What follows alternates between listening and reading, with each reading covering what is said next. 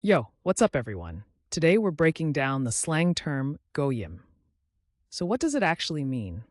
In simple words, Goyim is a Yiddish term for non Jews, often used informally or humorously. People use it when referring to those outside the Jewish community. Sometimes it can also mean something slightly different, depending on the context. Where did it come from?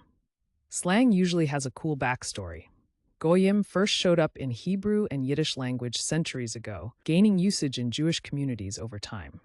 Over time, it spread into everyday talk, especially among Jewish people and those familiar with Jewish culture. Now let's check out how to use Goyim in a sentence. Correct example 1. My Jewish friend jokingly called me Goyim during the holiday party. Correct example 2. I didn't realize the term Goyim was so common in that conversation. And for laughs, here's a wrong example. My grandma said Goyim at Sunday dinner, and everyone just froze.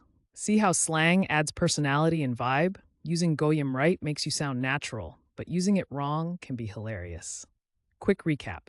Goyim means a Yiddish term for non-Jews, often used informally or humorously. It started in ancient Hebrew and Yiddish texts, and now you'll hear it in conversations, online, or even in music. Now it's your turn. Drop your best sentence with Goyim in the comments. And if you want to learn more slang and fun word histories, don't forget to subscribe and join our community here every day.